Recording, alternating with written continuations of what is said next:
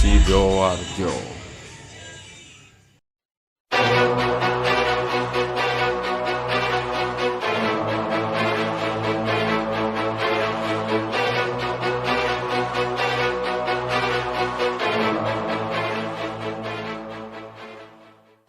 Berubah, dia akan menggerus. Yes. Semakin lama semakin rendah. Ya. Semakin dalam. Betul. Ya. Sehingga kemudian dia butuh ditinggikan untuk mengaliri kaitannya dengan perkebunan. Ya. Kaitannya dengan jalur transportasi. Di foto-foto Belanda kita melihat bagaimana Sungai Kalimas, Sungai Bagirian itu digunakan sebagai alat transportasi. Betul, perahu ya. Dari Tanjung Perak. Tanjung Perak. Ya. Nah, kaitannya dengan Canggu, ada pelabuhan lama jadi mati.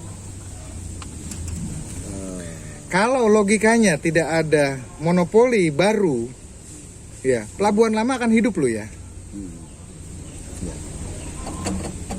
Seperti bagaimana Tuban dulu sebagai kita tahu dari catatan literasi pelabuhan internasional. Pelabuhan besar. Ya. Pelabuhan besar. Ketika muncul Tanjung Perak buatan Belanda, mati. Ya. Begitupun Canggu dipotong begitu, yang muncul adalah jembatan merah. Ya. Ya. Jadi ada rekayasa lingkungan yang dilakukan masa kolonial untuk memutus distribusi transportasi lokal. Ya, saya setuju. Sehingga untuk memonopoli mereka. Ya, betul. Kepentingan mereka. Dan inilah yang terlahir di Surabaya saat ini. Bagaimana mereka memanipulasi lingkungan untuk kepentingan mereka. Ya. Kota satelit baru, Surabaya. Setuju nggak Surabaya itu benar-benar bikinan Belanda? Iya. Ya, kalau itu sih banyak catatannya. Kasarannya itu dataran kosong yang kemudian dibangun benteng, kemudian dibangun pemukiman. Ya. Lebih mudah dilakukan begitu kan? Ya. Betul. Daripada dia membangun menyaingi langsung di pemukiman lama. Ya, betul. Yang menarik kan sebenarnya ketika Belanda datang pertama kali, itu kan 20 tahun setelah Belanda membangun benteng di Batavia, kemudian bangun di Surabaya, dan posisinya memang di lahan kosong. Baik, kalau begitu kita bisa secara gegabah, nanti kita terus ya berdiskusi, ini baru diskusi, bahwa Surabaya, Sidoarjo dan Surabaya dulu satu ruangan, satu ruang. Oh ya. Ya. Satu rangkaian. Satu kesatuan. Ya. Cuma titiknya berpindah Berpindah. Ya. dari Sidoarjo ke Surabaya. Betul. Dan Surabaya lama dalam tanda kutip ya, masa Hindu Buddha kalah bersaing Ya. dengan kolonial. Ya, betul. Hanya sebagai desa kecil di pinggir sungai gitu. Yes. Ya. Bila demikian, kita bisa membaca bahwa Sidoarjo itu sebenarnya lah Surabaya lama, masa klasik. Atau memang pemerintahan Sidoarjo ini yang menguasai Surabaya. Surabaya. Disebut Surabaya. Pada masa lama. Ya. Pada masa lama. Karena Dan kemudian kalah bersaing seiring dengan mundurnya Majapahit, ya kerajaan-kerajaan gitu ya. Ya. Terus muncul kerajaan Islam pun tidak bisa menyaingi dominasi ini, sudah terlanjur. Dia sudah memiliki arsitek Iya, iya. memanipulasi lingkungan. Ya. Begitu? Setuju. Ya, karena orientasi politiknya berubah dari agraris ke perdagangan internasional. Oke, jadi dengan demikian intinya kita bisa lebih memahami tinggalan yang di Sidoarjo, ya, sebagai tinggalan dari peradaban kekuasaan yang lebih kecil ya, Aku Terung, yang bagian dari Singosari, kemudian Majapahit, terus kemudian pada Majapahit akhir jadi Adipati Terung, dan kemudian hilang begitu saja ketika masuk dominasi Belanda. Yes. Begitu ya? Ya, Sehingga ya Sidoarjo dan Surabaya sebenarnya nggak bisa dipisahkan. dan itu pun sebagai catatan, sebenarnya catatan pentingnya adalah ketika Surabaya itu digadaikan oleh Mataram, itu adalah titik awal Surabaya Saya dibentuk secara kolonial. Saya setuju sekali. Itu 1743, berarti abad 18. Ya. Jadi ketika nanti kita mau belajar tentang perkembangan Surabaya masa abad ke-18, 19, ya. 17, Ya. Ya. kita akan merujuk lokusnya atau TKP-nya ya di Surabaya saat ini. Iya. Iya. Tapi kalau kita mau mengkaji Surabaya Klasik, lama, ya. masa klasik, tentu Sidoarjo Sidoarjo, betul. peradabannya. Iya. Betul, setuju. Gitu ya? Ya, setuju. Karena Prasasti Canggu pun menyebut Surabaya masih desa. Makanya Naditira Pradesa. Nah, Itu Surabaya yang sana apa yang sini? Surabaya yang sana. Sini aku itu kelasnya apa? Loh, Prasasti Canggu itu konteksnya adalah pos-pos penambangan. Iya. Otomatis disebut sesuai alur sungai. Oke. Surabaya yang mana ini? Kalau melihat dari I Gesang, I Bekul, I Surabaya, ya saya condong ke Surabaya yang sekarang. Setelah Pusatnya. Setelah Bungkul. Pusatnya katanya sekitar Penilai sampai Gubernuran. Itu yang disebut Desa Surabaya. Desa Dalam Surabaya. prasasti konteks tanda kutip Prasasti Canggu. Oke. Masih desa. masih desa. Dan hanya di kepala Tidak pada konteks yang dibicarakan tadi. Ini kan kekuasaan politik. Politik, Kalau ini wilayah desa. wilayah desa. Oke. Kalau begitu saya tertarik. Sebenarnya yang disebut Surabaya oleh Mahuan itu di mana letaknya itu? Itu yang menjadi pertanyaan saya. Iya. Iya. Ya apakah Menjadi- Mahuan itu mengidentifikasi bahwa itu adalah Surabaya? Sebuah Surabaya desa kampung Surabaya? kecil waktu itu. Ya mungkin sekelas desa itu tadi. Iya, kampung kecil. Sebutan Tapi kapal dari Sungai Surabaya ke Canggu Canggu. lebih enak masuknya dari mana sih? Dari Porong? Apa dari Sungai Surabaya sebenarnya? Dua-duanya sama-sama melawan arus sebenarnya. Iya. Dua-duanya. Iya, tapi kita lihat loh pelabuhan lama Singosari ada di mana? Lainnya. Ya lebih enak dari Porong. Raus Pacinan. Tentu kan tidak hilang begitu saja. Iya. Ya saya jadi Akan ingat, dipakai Majapahit begitu terus. Pada masa Iya, Majapahit akan digunakan terus. betul. Saya jadi ingat sebuah catatan yang menyebutkan bahwa dari Kali Porong itu Can Mahuan itu dia melihat sebuah gunung yang dibuat patokan tetenger ya, yaitu Pawitra. Oh itu berarti udah deket Canggu nih karena udah kelihatan gunung itu. Nah, itu yang Kali Porong. Nah, terus bersandar di Canggu, berjalan ke arah Bardaya selama 2 hari kalau nggak salah, sampailah di ibu kota. Nah, betul. Pertanyaan lagi saya, apa mungkin misalnya Canggu Mojokerto sampai Trowulan itu butuh 1 hari 1 malam 1,5 hari? Setengah hari ya, setengah hari. Gak masuk akal. Tapi namanya Kecuali dia berlabuhnya di Raus Pacinan, itu masuk akal. Jalan kaki dari Raus Pacinan ke Trowulan, waduh itu jauh itu. oh iya. Kalau dari Canggu Mojokerto Oh, iya. ini nggak mungkin, Oh, mau iya. deket banget. Oh iya. Iya ya. Ya rasanya ya. bisa. Iya. Iya. Selama ini kan dianggapnya peneliti-peneliti dalam berbagai literatur Canggu ini, Iya. tapi lupa bahwa dia berjalan kaki 1,5 hari. Kalau Canggu sini, deket ke Trowulan itu cuma 12 kilo, Cuma harus 14 dipertegas. kilo lah. Maaf, cuma harus dipertegas. Yang mendasari bahwa Raus Pacinan itu dianggap sebagai bandar sungai atau pelabuhan, dasarnya apa dulu? Dia berada menghadap ke sungai, Betul. digunakan pada masa Muncul di awal Majapahit. Raus Carat, Rabut Carat. oke. Sebab itu konteksnya yang disebut Rabut Carat. Rabut itu bangunan suci sebenarnya. Jadi bukan merujuk pada sebuah bandar sungai. Kalau kan Wijaya kan menyebut Rabut Carat. Itu konteksnya bangunan suci yang Iya. berada di situ. Ya, berada di situ. Nah, Cuma kalau itu banyak peneliti kemudian menganggap itu sebagai suatu bandar sungai. bandar sungai Nah, kan? itu harus Dilihat dilandasi dengan- lagi. Dilihat lagi dasarnya apa itu dulu. Oke, betul. Itu, menurut saya. Sejauh ini pelabuhan lamanya di mana? Ya Canggu yang tersebut. Canggu yang mana? Secara tekstual itu Canggu. Canggu yang ini? Ya Canggu itu lagi karena nggak ada toponim Canggu yang di daerah Raus Nah, Pacinan. terkait dengan Canggu. Tapi itu Canggu toponimnya. Toponimnya Tinggalan arkeologisnya ada.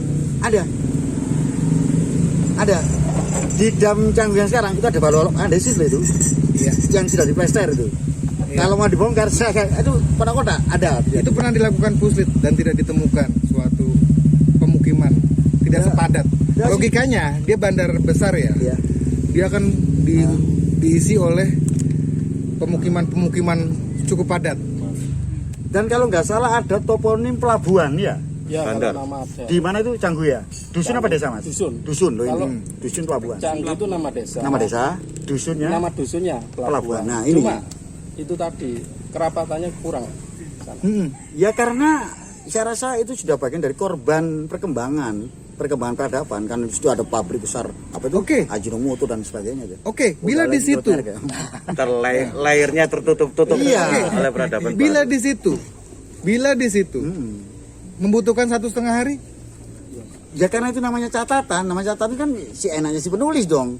Dibikin 4 hari masuk akal karena mampir-mampir mungkin, mampir ngopi, mampir ya suka-suka si penulis bawaannya. Makanya Atau lupa ya waktunya. sekarang gini konsisten. Iya. Kang TP merujuk pada catatan itu. Yes. Terus kemudian membantah catatan itu suka-suka begitu. Enggak, artinya korelasinya timingnya, waktunya itu kan kalau dibuat seminggu itu tidak masuk akal. Kalau Ya. 1-2 hari saya Gini. rasa masih masuk akal. Kalau tentang jarak saya bisa berani debatable. Yes. Ya. 2 kilo, 3 kilo itu pasti keliru. Iya. Yes. Ya, tidak bisa jadi patokan. Ya. Tapi nama toponim, ya kan, kemudian Ya. beberapa yang dicatat, oke. Jadi kayak misalnya dari Surabaya dia berjalan kira-kira ya 20 mil, gitu. Itu kan masih kira-kira. Iya.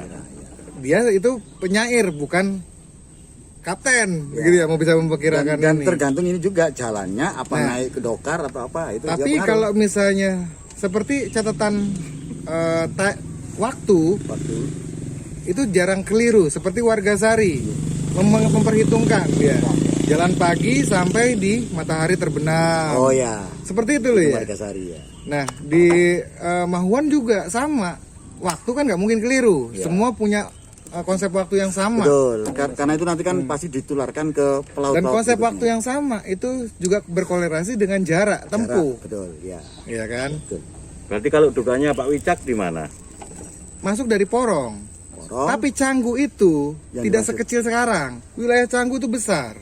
Oh, hingga dari Canggu yang sekarang Yes. sampai ke timurnya itu ya, ke Yes. Pacinan itu. Iya. Rawas Pacinan. Yang hanya kemudian mengecil, mengerucut pada Canggu yang saat ini. Seperti juga ini ya, daerah sini. Ya, cuma pertanyaannya, di manakah Canggu saat itu?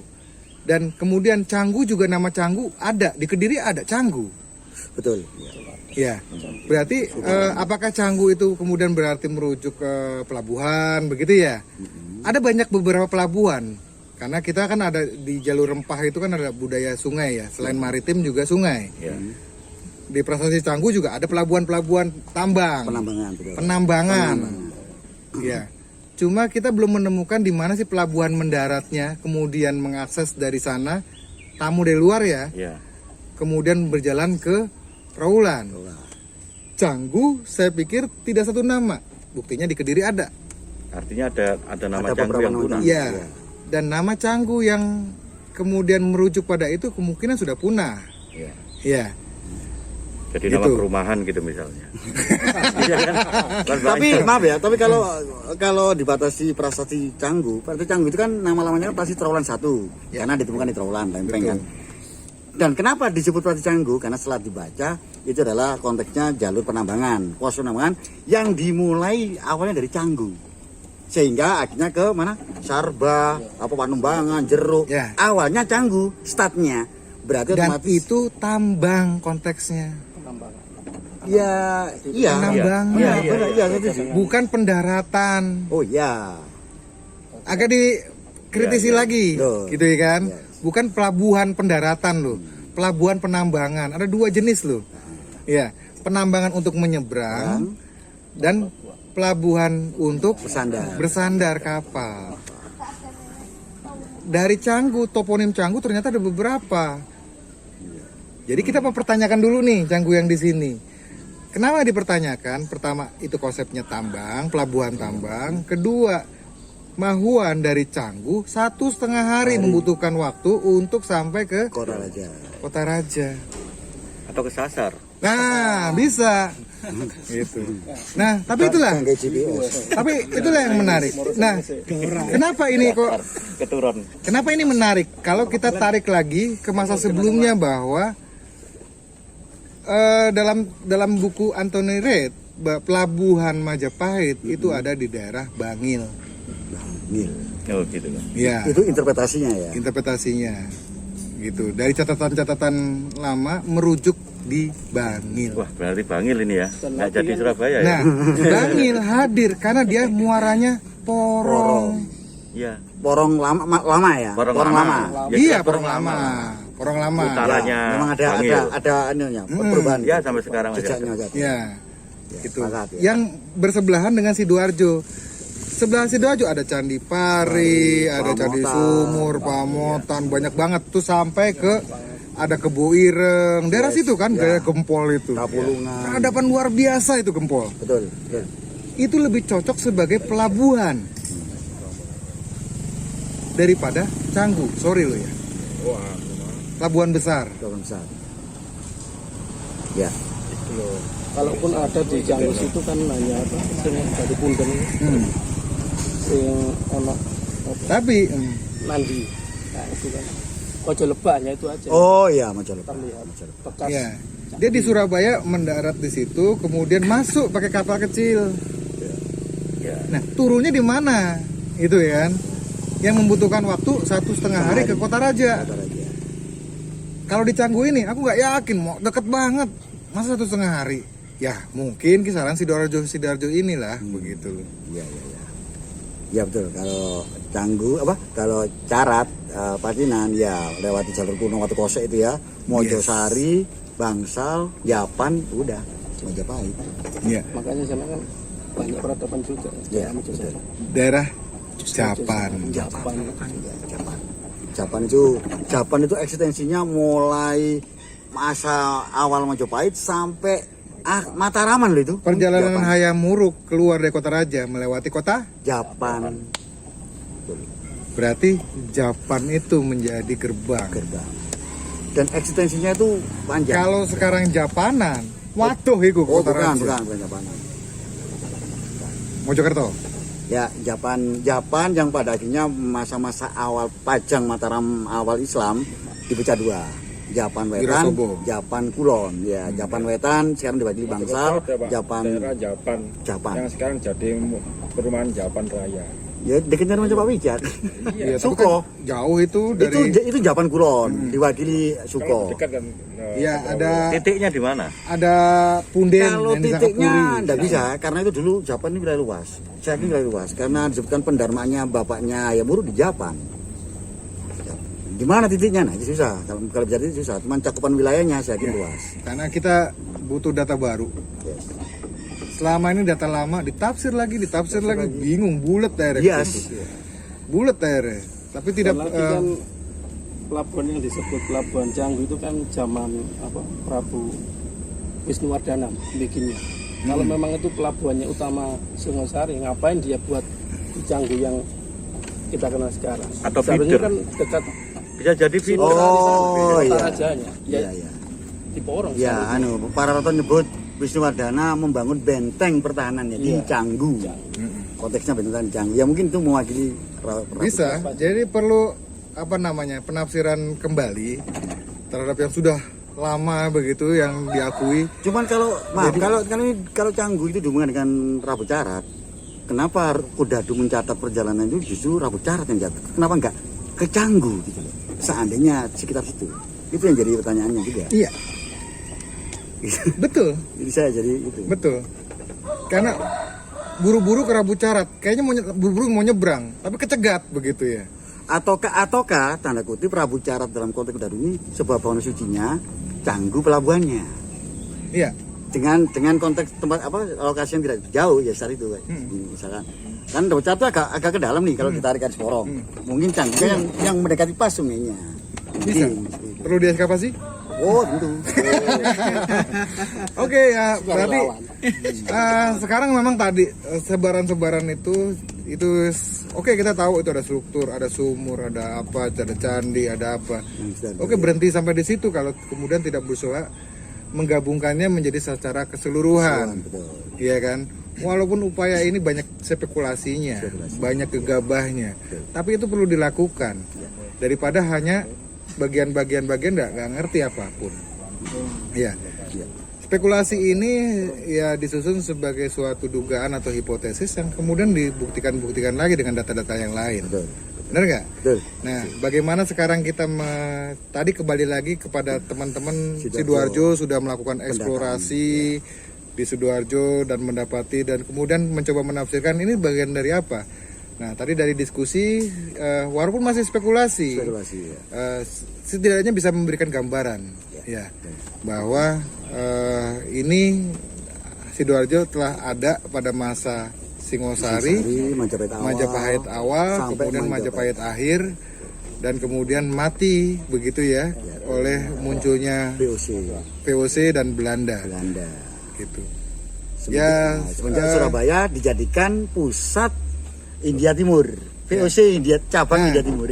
Ya, dugaan-dugaan itu tentunya kemudian nanti perlu di cross check lagi, ya, kritik sumber lagi, dikait-kaitkan antara bukti arkeologis dengan literatur sehingga mencapai ini. Tapi ini harus dimulai dari sekarang daripada selama ini cerita tentang Majapahit asumsi berdiri di atas asumsi. Iya. Data-data lama ditafsir seakan-akan itu tafsiran baru, tapi data lama aja begitu ya, nggak tidak membuka melihatnya secara keseluruhan. Ya.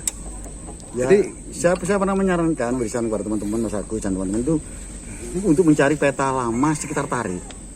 Apakah Tarik itu merujuk pada Kecamatan Tarik sekarang, ataukah itu kan administrasi sekarang Kecamatan Tarik? Apakah di abad-abad 17 itu, kalau bisa peta 17 abad 17 masih juga keterangannya di situ tertera Tarik? Itu yang menarik.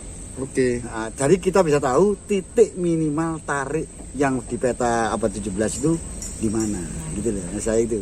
Oke, terima kasih Kang TP, Kang Kuncar, Mas Agus, Mbak Mulyo. Maaf ya teman-teman, belum tidur semalam. Jadi ngomongnya gelambiar nih. Oke.